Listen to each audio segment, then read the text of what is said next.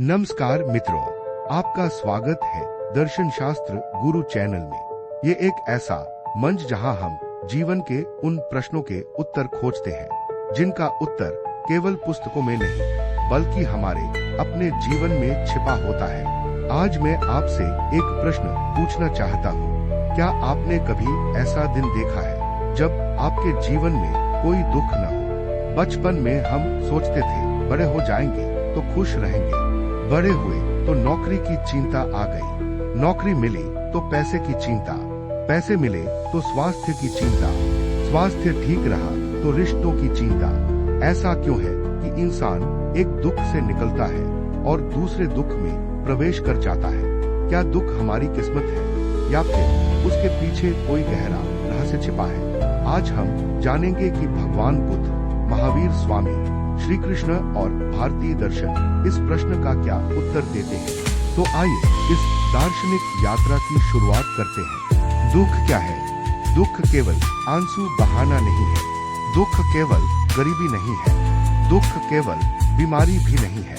दर्शन कहता है जब जीवन हमारी इच्छा के अनुसार नहीं चलता तब जो पीड़ा उत्पन्न होती है वही दुख है। ध्यान दीजिए, दो लोगों के पास समान धन हो सकता है, फिर भी एक प्रसन्न रहता है और दूसरा दुखी। इसका अर्थ है कि दुख बाहर नहीं, मन की अवस्था है। बुद्ध का उत्तर।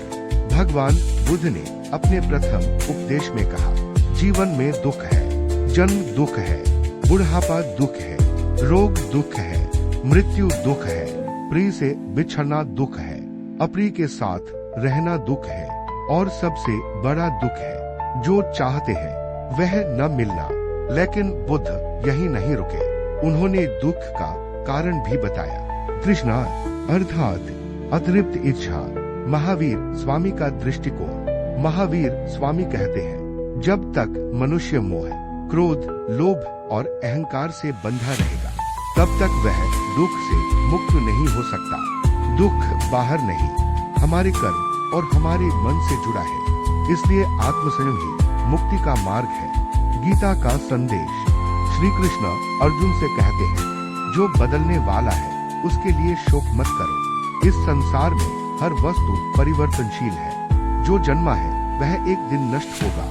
यदि हम नश्वर वस्तुओं में स्थायी सुख खोजेंगे तो दुख निश्चित है। आधुनिक मनोविज्ञान क्या कहता है? आज का मनुष्य पहले से अधिक सुविधाओं में जी रहा है, लेकिन क्या वह पहले से अधिक खुश है? जरूरी नहीं। क्यों? क्योंकि अब तुलना बढ़ गई है। सोशल मीडिया पर दूसरों की सफलता देखकर हम अपने जीवन को छोटा समझने लगते हैं। यहीं से असंतोष जन्म लेता है और असंतोष धीरे धीरे दुख में बदल जाता है। क्या दुख से मुक्ति संभव है? हाँ, लेकिन दुख से भागकर नहीं, उसे समझकर। जब हम स्वीकार करना सीखते हैं, जब हम इच्छाओं को नियंत्रित करते हैं, जब हम वर्तमान में जीना सीखते हैं, जब हम कृतज्ञ होना सीखते हैं, तब दुख की पकड़ कम होने लगती है।